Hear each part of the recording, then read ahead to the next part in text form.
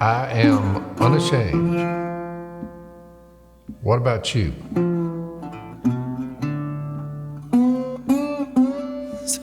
So Dad, you came in today. Yeah, we're actually I'm already laughing. 20 minutes late because I put on a fresh shirt. Well, let me tell the story. You were coated. You were 5 minutes. We get here. Phil's always here. He's always the first one here. Yeah. And we get here today. We come in, sit down. No Phil. So Phil comes in at a few minutes late, and he literally looked like he had been rolling around in a mud pit with an alligator. His hair still, you can't tell probably on screen, but it's sticking in there. yeah, There's a mud. piece. He was just mud and, See about and, that? and That's wet mud. with sweat. So you just kind of press it down, and it'll dry out. It'll crumble in about an hour. Yeah. It'll just start crumbling. I had the same problem. I had something yesterday when I usually wait till Saturday to take a shower, but today I think I might have to take one on Monday. So we said, look, Dad's like, we got to get this thing going. We're like, no, go clean yourself. Clean yourself up. So you actually, the way, you looked 10 minutes ago was, as Granny used to say, repulsive and obnoxious. And despisable. So We're what, not- tell we're the not- artist what you were doing What there. caused the mud? Why were you covered in We're dirt? not farmers, but yesterday, storm started at 6 o'clock in the morning. I went up and met with the brothers up there in a church building. So it's the second time I've been to town 5 times since April. And So, now you're back to going once a week. I go up there. I go up there once a week, but I didn't know y'all were met. I thought. Yeah, they met. did They started y'all meeting met the same too? I was time. in Austin with Jeff. We were gonna meet, but they canceled service. But a lot No, of they're having people a spike down there. might not understand from our vantage, but okay, I sit down. I sit at a table. I don't talk down to them. I talk with them. So I got my Bible out, and I had a lesson prepared. And some people came up and said, "There's a couple in the audience, and one of them wants you to baptize them." I said, "Really?" And then 5 minutes later, somebody else came up and said, "There's another couple over there. See that younger man? Yeah, and his wife. They're here. He wants you to baptize him." I said, "Well, great."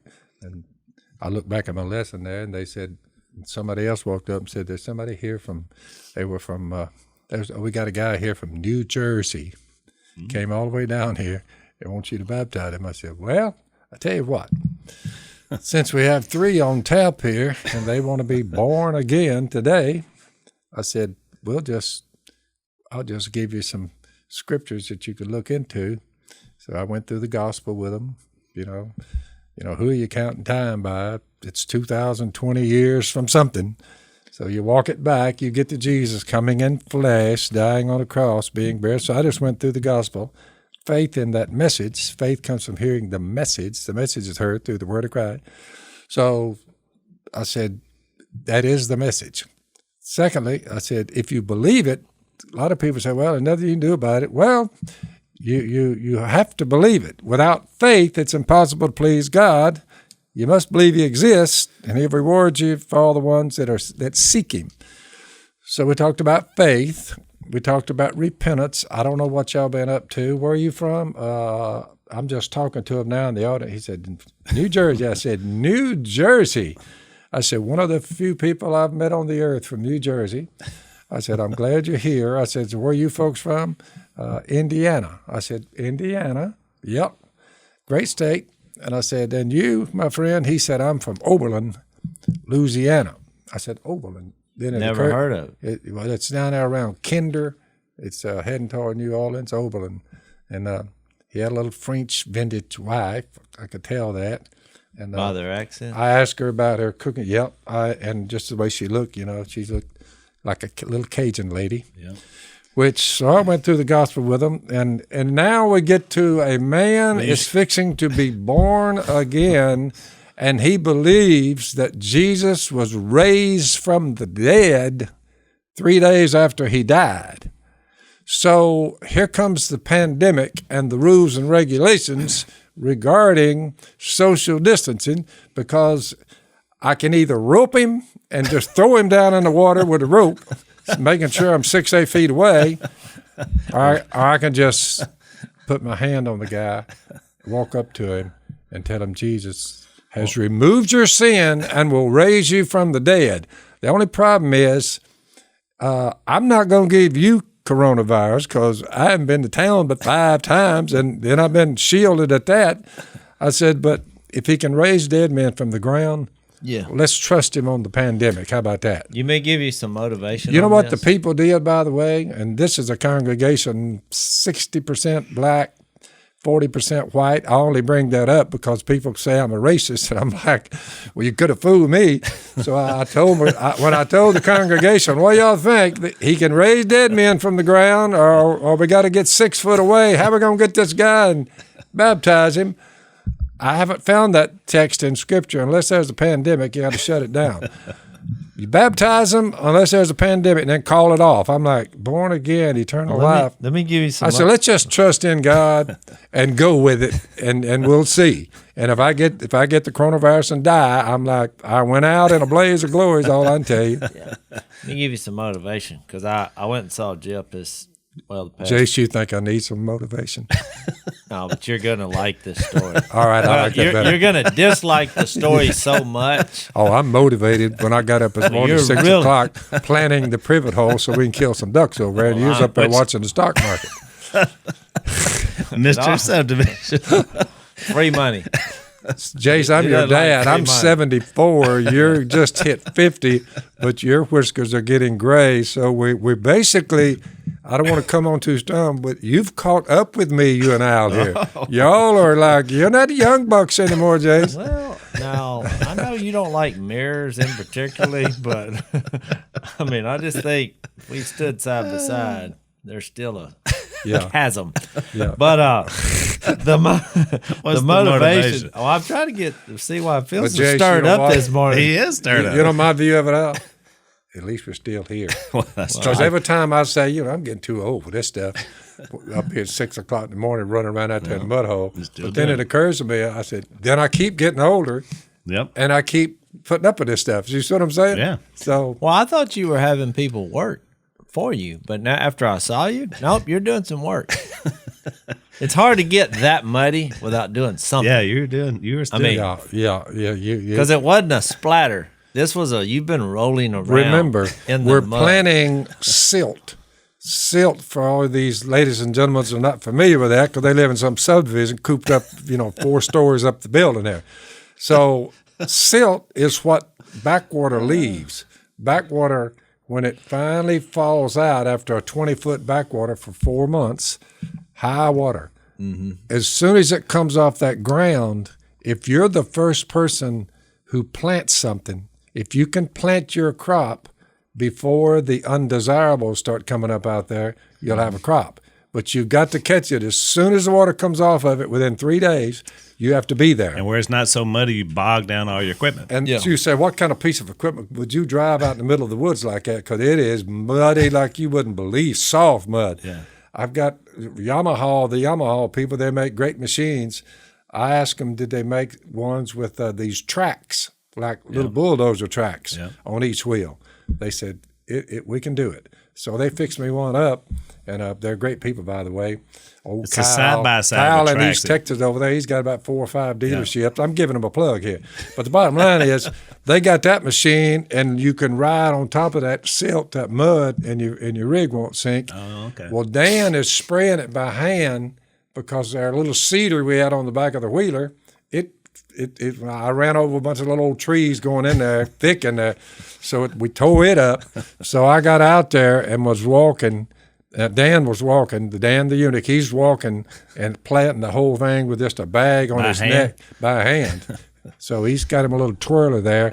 I'm going back and covering it up with them tracks because it's soft. So to keep the birds from getting it, I'm just going round and round. After he plants it, I went in there behind him. He'd plant some more. I'd go in there behind him. He'd plant some more. He'd come over there, fill his bag back up. So we're just stomping around in the mud. I'm going just right across there, covering up the the seed. So, So how the are you birds keeping would eat him it up. motivated? How are you keeping him motivated? Because he sound like that sounds Talking like about Dan? that sounds like kind of When he rough- would stop and his strength was leaving him, but he's Mr. Muscle I Man. know he's all. I don't he's get a ninja. skinny ones or real heavy ones, no, because they'd die.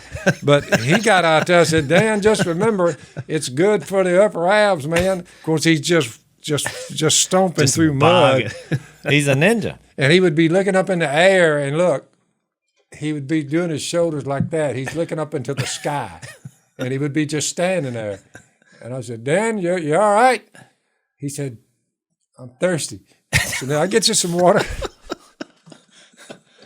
I said, Dan, in the days of Moses, I said, they didn't have tractors. They didn't have seeders. You know how they planted something? I said, you've got a little thing that's twirling, that's spreading it. I said, they reached over in that bag and slung it with their hands. I said, Dan, you're way back in time now, son. I said, this is the only way they could do it. So That's you why took they him hired back people. to thousands of years ago and said, look at the advances we've made. I said, they hired people to do what you're doing right now. I said, so suck it up, son. Is Every all I time I tell you. hear that kind of Oh, my story, I goodness. think about, remember our friend W.E.? Oh, yeah. We're playing softball. We're playing softball, and he was, like you mentioned, he way too heavy to be, because he was at the later stages of his Well, career. he had skinny legs but a big belly, and that's Well, all, he was yeah. huge, Yeah. but he was very competitive, and he was a good ball player. was But the older he got, he just, and so he hits Time caught hits up one with to him. the wall, takes a bad bounce. So he's running around the bases. The guy's fumbling with the ball. He's trying to get it inside. He's the huffing and park. puffing. Oh, he's doing yeah. more than that. And we're all sitting in the dugout, and he's rounding third because the idea of him hitting an inside. He's coming in. inside the park home run is like, And he sees just this take is his the- crowning moment. Take the worst out of shape person and it's like it could never happen. Well, it's like the guy and- that's what your favorite comedian, have a salad. What? Yeah. Bob Hughes. Bob Hughes. Yeah. So look, he weighed in at 1,200. but look, Even I when you lose remember 200. this like it was yesterday. When he rounded third, all of a sudden everything slowed down in my mind, and he tried to stop because he realized he couldn't make it. And it's like in slow motion, I could see all of his body going one way, and he said, "No, I'm going to go back to third." But there was so much weight there that during that transition, one of his knees, it just popped. And you could see it, and it was loud. Oh yeah. It just went pop. It Makes was me hurt. very agonizing to watch. And so he crawled back to third. And it wasn't funny he's at the feeling time. much pain. Oh, he's Oh, writhing he's in hurt. pain. It wasn't funny, but it has become funny through the years. We But can laugh about it. the whole team comes out there, and he turns over and he says, "Water." Water. I'm like, you just broke your leg, and you're worried about these 3 bases that he just ran. He's like, water. So for years, every time I've seen him, I'm like, water. I think he recently, a couple of 3 years ago, he's about y'all's age. He just got that knee replaced, Yep. Yeah.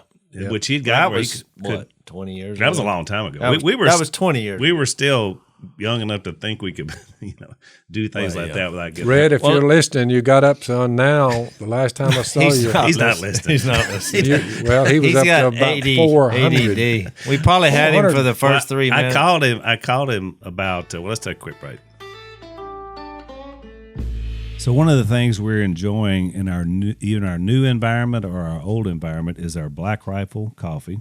We talk about it quite often. Gotta have it. It's strong. It's tasty. It's roasted just right. The company was founded by veterans, guys that have been in the military, which is awesome. We love that. In fact, I was reading, Jase, that Evan Hafer, who is the CEO and founder of it, he spent 20 years in the U.S. Army as an infantryman. So these are the kind of guys that we like, Yes. special 100%. forces guys. So we're calling this America's Coffee, Freedom Coffee, they call it. So we want you to check it out, try it. You can basically go to blackriflecoffee.com/Phil, If you use the promo code Phil, you get 20% off your first purchase. That also includes their coffee club, which we are a member of. So check out blackriflecoffee.com/Phil. So I called Bill, W's, he's a bunch of different names. Red Shoes. So I called him because I'd heard he lost some weight, and I was about to start a diet. I said, so I just make him feel good. I said, I heard you lost some weight, so I called and want to see what you were doing. He said, well, you've gotten in bad shape if you're calling WE for weight advice. I said, yeah, I have. That's why I'm It's calling. hard to describe WE to people who don't know him. He's like, he is obnoxious, repulsive, and what other word would you say? Well, Brash, Granny said rude. despisable. But once you get to know him, He's a good he's kind of He was the best lovable, angry person. He was my best man in my wedding. Yeah. But he, so I said, I heard you lost, how much weight have you lost, Bill? He said, 80 pounds. I was like, man, congratulations. That's awesome. He said, well, I still got another hondo to go. Yeah. And I was like, oh, sorry, Bill. I didn't realize you weren't quite at the halfway point with the two hondos. So I hope he's doing it. 500. So look, all ago I was going to tell you about. You could not have a man. I mean, the guy that was the Dan that was walking around hand planting that in that muck. Oh, you would have had to have somebody under 40. Dan's about 34, 35. He's in his prime. Phil, he's solid muscle. He's a ninja. But he climbs you wouldn't take walls. a man. Red would no. You'd call the ambulance. You'd have hauled him off. That's right. You'd have had to get a traco down there because he'd still be sinking. I've experienced that, So I was going to give you the motivation. Here's your motivation. I know, because I went to Austin because we had to go to Missy's grandma's funeral, and we didn't have to go. We wanted to go. And how was the COVID funeral? That's probably not good, huh? It was depressing. We have so many laws now, and I get it. We're trying to stop it, but it's like the stress and anxiety that we're causing. Because number one, it was 100 degrees. Well, you can't go indoors, so we're outside because of the corona. You got to be outside. Everybody's got a mask on, and it's 100 degrees in the shade. No, I'm not embellishing. It was 100 degrees. And so we're outside. And then you got a mask on. So now it's 109 right here. In your face, yeah. Yeah. And, but, and then you got to be social distancing. Well, everybody's emotional and upset. So we got to stay away from each other. It's hard to recognize family members you haven't seen in a while when they have a mask on. So I'm like, I'm leaning over to Missy. I'm like, because I knew it was a family you don't only. Know who to hug or who. And I'm like, who is this? And she's like, I really don't know. With the it was just hard to know, and it was just so awkward. I didn't like it at all. But I told Missy some of the conversations I had. I basically went with the best advice I ever got. I think when I lost my granny or Paul, with us, I remember Mac Owen coming over and some encouragement, and he got his Bible out and he turned over to Hebrews 11. 12. 11. Yeah. But 11, he added her to the list. He had it there. I was like, who is that? He had Granny. He's like, that's your Granny. But he had some other people there too. And I thought, his great cloud of witnesses. That's a good idea. Yeah. Yep. And so then we moved to Hebrews 12, which basically, since we're surrounded, now what? Now since we're surrounded, so number one, put her on the list. She's there. So what do we do? Then he says, since we're surrounded by such a great cloud of witnesses, let's throw off the things that hinder and the sin that so easily entangles, and let us run with perseverance the race marked out for us. So that's the goal. We got to move on. Well, then the next verse is one of my favorite verses in the Bible. Let us fix our eyes on Jesus, the author and perfecter of our faith. So I basically told people, read the red letters and let's go. I mean, use this as motivation, because some of the family, they get bogged down, and use this funeral as a place to bury any kind of conflicts, because with all families, you always have conflicts and things that didn't go right through the years, and you can use that as motivation. So that was kind of my motivation. But anyway, and so then I stayed with Jeff and Jessica, which was awesome because they were like, don't leave. Why don't y'all move out here? And so they, I think they just missed the family. And we went metal detecting. We only in 2 days I only found. And you're actually moving, well, at least part time. Well, we're thinking about it, but I found an 1898 $50, silver $50. So that was all. Jeff's never found a silver coin. I literally 10 minutes into the hunt, I walk out there and it goes off. I thought it was aluminum can, and it's a mint condition 1898 $50. Like, wow. Jeff, you've never found silver in Texas? He's like, no. I mean, we had just started. $1 a piece or a $50? $50. $50. And I said, oh man, and I thought he was gonna pass out. He's like, "You just found that?" I was like, "Yep, right there." So then we hung out there. Texas or not? We hung out there for like 4 hours. That's the only thing we found. But anyway, on the way back, because I had to get Mia. She was going to a camp, so I had to get her back. The one news story. This is your motivation I was going to give you. Yeah, I've been waiting a while now. This is a circular, you've lost. Jase has got it in his head. I need to be motivated. But come on out with it. I'm still. Did you know that in California, over the past 2 or 3 days, California, they passed a law, the governor of California, saying you cannot sing in church because of the coronavirus. Look it up. You have got to be kidding. It's true. You hadn't heard this? I figured you listened and watched the news. I just happened to hear it in an interview. They had interviewed. What happened was there's three churches suing. Yeah, 3 other pastors sued, so they were interviewing one of them. And I caught the interview. But what was disturbing about it is when you kind of break it down and analyze it.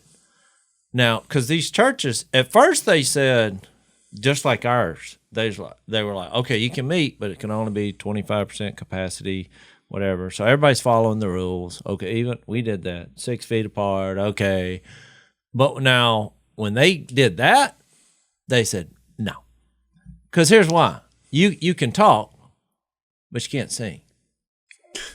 Well, just think about it, because that's the underlying impression. Look.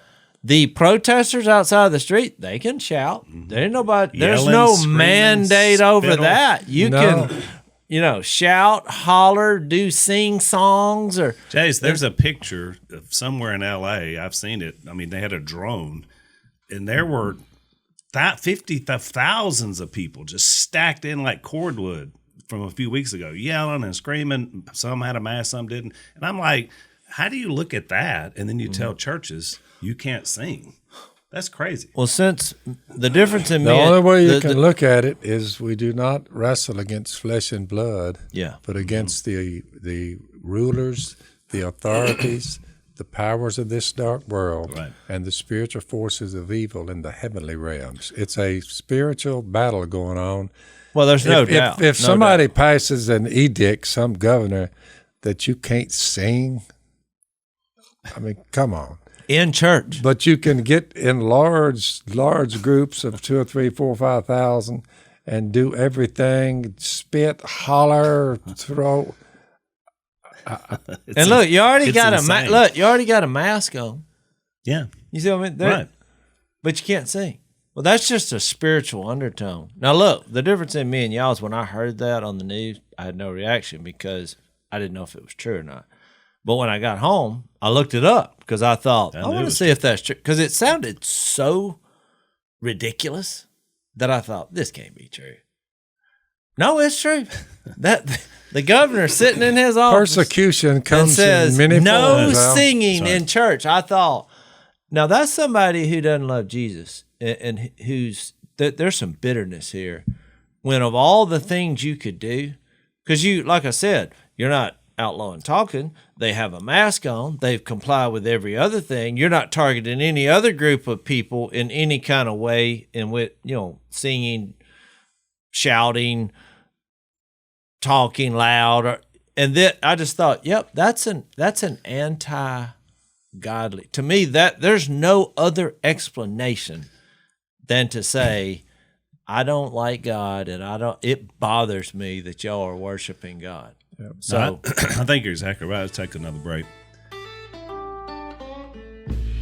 So we talk about this. It's crazy when you think about it. I guess it's cyber crime is a new way. People invent ways of doing evil.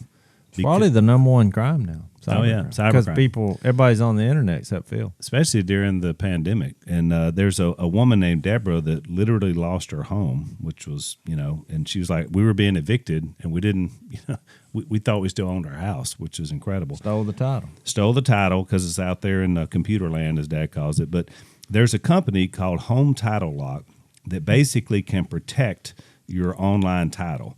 And so that's their main job. You need to check these guys out. You go to HometitleLock.com.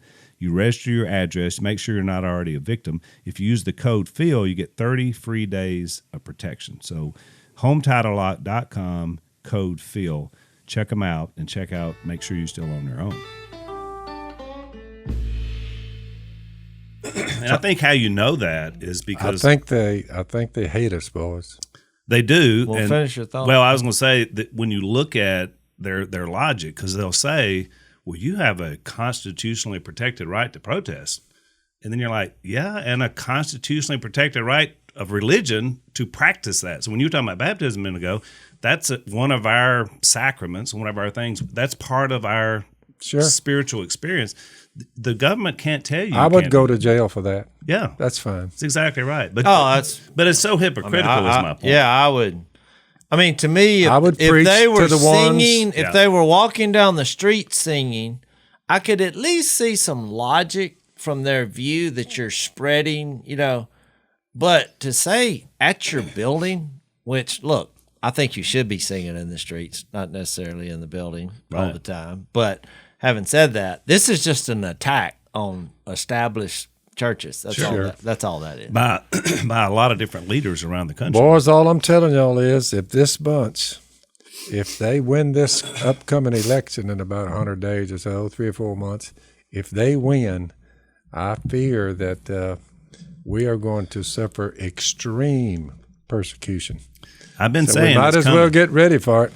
In fact, I thought the part of from just a spiritual perspective, part of the thing with the whole pandemic at the beginning, when most churches weren't meeting, I really viewed it as a sort of a first opportunity for us to be, what's it going to be like when we can't meet? Because what happens when the government finally just said, we're already seeing it. Well, I think this was the first sign I've seen. It's coming. All right, do you want to get into John 9 or you want to take questions? So we'll get into John 9, but I want to mention something before we get there, because you brought this up a minute ago, and it sparked something in my brain, and I think it'd be good for our audience. So, a funeral is an opportunity for us to say, good things about a person, gather as a family. Basically, you're saying, see you later. We realize the resurrection, so we don't grieve like the rest of men who have no hope. But I just, as I was sitting here, I was thinking about, we had a cousin, Dad's nephew, that got addicted to opioids. And so it eventually took his life. He took his life as a result because he was going to go to prison. And so for the last 10 years of his life, it was just addict. It was betrayal, his family, lies. Everything was just a terrible period of time, even though we all tried to help him, Mom and Dad especially. But I thought about it when I was asked to speak at his funeral, because he and I were close early in our life. And so, I was just like, man, this is a tough one, because his life was not good, even though he had made attempts, to get off of it through those last few years, and had some spiritual moments. But still, overall, it was a train wreck. And everybody that was there was our family or people that knew him. And he had burned everybody in the group, all of us, And so I just never forget when I was sitting there, I was watching. They did those things where they show pictures, and it was really good for me because I remembered him from when we were young, when he was a good guy before he got hooked on drugs. So as I was sitting there, I thought, the last 10 years were bad, but the first 42, he was a good guy. We loved him. We still loved him. So it helped me kind of prepare my heart. So, I did something at that funeral I'd never done before, and now I've done it at everyone since that I've spoken, because I've done a lot of funerals. And it was to give the audience an opportunity to forgive him and not be bound anymore when you leave here to start a process, because he's gone. So he can't make it right. See what I'm saying? Well, that's why I brought up the Hebrews 12. That's why I love that thought that you brought up. I think there were people there, without getting too deep into it, that had some issues, in the family, just through the years. Right. And so Missy was kind of nervous about it. And that's why I got into this passage. He just, I know we visited it earlier, and I'm revisiting it because if you look at it like that, because you're right, and it's not our job to get up at a funeral and, I've heard people say, well, they preached him to heaven, or, just some. He's gone. Right. And, Jesus does say, let the dead bury their own dead. That's why I'm always looking forward. Right. They're gone. It's not going to make you feel any better on how the preacher weaves their life. We're all alive. Right. So it's time to move on. But I love that because it says, we're surrounded by such a great cloud of witnesses. Let us throw off everything that hinders. Well, you think, what is that? We're all humans. We all make mistakes. We've all had to deal with bitterness, past mistakes. Right. So that pretty much covers everything. And then it says, and the sin that so easily entangles. Well, all the hindrances and disagreements that we have, and all the alienation and divisiveness in our family, it's what you do about it is what makes us. Right. And so you can either choose to sin over it, right, or you can choose to forgive and move on. But to me, in this context, it all came from, since all these people are dead and are watching, I guess, right, in some way, and let us run with perseverance the race marked out for Jesus. Because it's like one of our family members who was particularly upset, with Gigi dying. I mean, to a point to where I thought, if I'm looking and I remember that verse, we don't grieve like the rest of men who have no hope. You mentioned that twice. Right. But if I'm looking at you and it does seem like you are, right, I'm going to read this. Because I'm like, look, you've got to run the race with perseverance. Don't get so bogged down in whatever is in your mind. Mm-hmm. We're sad.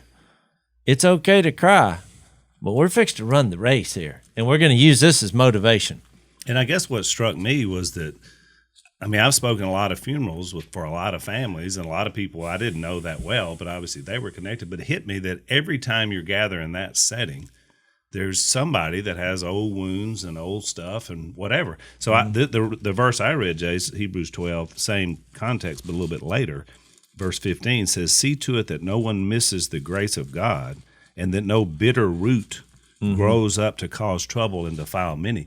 And so that's what happens. Excellent point. Because people, if you carry that bitterness and you continue to carry it. So what I told our family was, I said, look, I know some of you are so deeply wounded sitting here today that you can't just do this because I'm reading the verse. I realize it's going to take a minute, but you got to at least start the process in your heart, because he's gone. And if you carry that hurt and wound in your life, then you're going to carry everything that destroyed him the last 10 years of his life. You'll keep it going. That's the problem when we can't release. The only thing that will stop anger or a bitterness, the only thing that'll solve it, just forgive them. That's right. In your anger, do not sin, and the way it's worded, do not let the sun go down while you're still angry. He said, better get over it quick. Right. Well, if that's the admonition, and don't give the devil a foothold. So the evil one works in there, especially with the anger. There's a lot of angry people running around on planet Earth, a lot of them. Man. And that's the whole problem with this whole thing we see in our country. And a lot of them don't know why they're angry, they just are. That's right. Well, his goal was verse 3. He pointed you to Jesus in verse 2. He said, let's fix our eyes on Jesus. So that's why I tell, at any funeral, you need to read the red letters. You read them. because you're always going to feel better, number one, but it's also going to give you a bigger picture, because that's what Jesus did in every situation. He gave it a bigger picture of life. So you fix your eyes on it, and then you consider him and what he endured. Because no matter whatever happened to you, nothing is as bad as what happened to Jesus, because he didn't do one thing wrong, and they punished him. You hear for that it. same line over and over. I mean, you're trying to tell me after what they did to me that I need to, forgive them? Yeah, and you're trying to say love never fails. Never. Yeah. Just get over it, dude. Yeah. But I think that's why Jesus went through the whole process, is that we always use as an excuse for something that's bad that's happened to us on why we are the way we are. And Jesus can always trump that, because that was the worst, other than the innocent, babies, and because Jesus was innocent. But he's the only adult that was innocent that got punished. If Jesus in the history of the world. If Jesus could muster up, after they beat him half to death, falsely accused him, beat him half to death, and literally strung him up by nailing spikes through his feet and his hands, and he still could say, forgive them. Mm-hmm. They don't know what they're doing. If you could still have forgiveness at that point. As he's hanging there. Well, hanging there, you're like. And not only that, Phil, it says, let us fix our eyes on Jesus, the author and perfecter of faith. Yep. Who for the joy set before him endured the cross. I was zeroed in on enduring the cross. Right. Well, who for the joy set before him? Well, what was that? A perfectly innocent man. But what was the joy set before him? Us. Had to be us. Had to be us. That's the only reason he did it. That's right. And with us and all our mistakes. So then he goes on the next verse saying, consider him who endured such opposition from sinful men, so that you, which was his point, throw off everything that entangles the sin, everything that hinders the sin so easily entangles, so that you will not grow weary and lose heart. Those are the two things. When you quit, that's when you quit. Yeah. When you start getting, I'm tired. I don't know why. I've heard people say, I'm just tired of, and they just give up. And so then they start doing things that are sinful. Plus, it really helps you. The old guy, week before last, Sunday morning, I'm getting out of the rig, and I've already mentioned this. Some guy was calling me a white supremacist. Some dude standing on the side of the road. I'm a white supremacist and a racist. I heard those two remarks, and my bodyguard said, ease on in the building a minute. So he goes over there and had a little interview with him, invited him to hear a few words about Jesus. Yep. But a week later, there was 3 people that were born again in the same structure. Yep. And the guy was just, he didn't know what he was talking about. But you said, would you hold that against that old guy? No, it's kind of a sad thing, really. I'm like, hey. Did it cross your mind not to go the next Sunday? Never entered my mind. Because someone thought you were a racist or a white supremacist? Never entered my mind. Ignorantly? Oh, no. No. Which is my point about the whole thing. It was more motivation for me than, speaking of motivation, Jase, that motivates me when somebody says, wait, I'm like, well, that's why I feel sadness when I see these people so bitter and so hurt, Sad thing to watch. Well, it's real. I've known families where like people haven't spoken to one another in 20 years. Yep. Or, it just, you're like, well, how does that happen? Who was that bunch up in Missouri, the Hatfield McCoys? Well, they were in Kentucky. They fought for about 100 years. They forgot what the fight was about after a while. By the time you get so many generations into a fight, after a while, somebody's forgotten why it all started. I'm not sure they were believers. They probably weren't. All we're going to be able to do is preview John 9 because we're almost out of time. Well, let's take another break, Dad. So I've talked about it before. Lisa and I hadn't always had the best credit history because we weren't always the best at taking care of our Stop making bad decisions. bills. Al. Well, I'm doing better. now. We both are. But there was a time when we really needed. If we were trying to buy a car, trying to buy a house, we needed our credit score to be better than it was. The folks at Scoremaster.com would have been handy back in those days for us. Basically, they help raise your credit score. Some have had as much as 61 points raised in 20 days. So if you're out there trying to refinance something, buy a car, buy a house, we want you to check these guys out. It's Scoremaster.com/Phil. Scoremaster.com/Phil, and get your credit score up to date. But I wanted to bring up something. I came across something pretty interesting. I started thinking about this. I mean, Jesus bends down, spits on the ground, makes a mud pie. After they tried to figure out who's at fault here, that someone is born blind. And so he just lickety spit and heals him. I literally just thought of that. That needs to be the title of your sermon now. I've never lickety I've spit. never actually heard the exegetical I'm going to write that down. lickety spit. Lickety spit. It literally just came to my mind. So look, I got to thinking about this. Because what we're fixed to do during the investigation of this, of course, this is like John 5, because he did this on the Sabbath. So that comes up again. Well, here he is. I mean, well, how dare you make a mud pie on the Sabbath? Well, they didn't say that, but pretty much. Yep. What are you doing? Yeah, while you're there, I'll just insert while you're talking about that. All right. One of the things Jesus said, I think earlier, was, but it's coming up. No, it's in John 10, where he said, don't blaspheme the Holy Spirit. He said, look, if you don't believe I'm who I say I am, he said, at least believe the miracles. He said, in other words, what they should have done is said, wait a minute, he was blind, now he can see. You're like, even a miracle didn't do it for him. They're like, wait a minute here. I mean, whose fault? How come he was blind to begin with? And I'm sitting here thinking, if I had been there, I believe I'd have said, but maybe as an unbeliever, you're like, But, well, I got to thinking, Phil. Why would he do this? Because when people see this, the number one they think is gross. Well, that's gross. Yeah. But think about this. Jesus is the creator of the universe. We've already read John 1:2. Nothing that has been made was made without him. That's right. Well, this was God. The actual spitting that we do, saliva and spit, that's God's idea.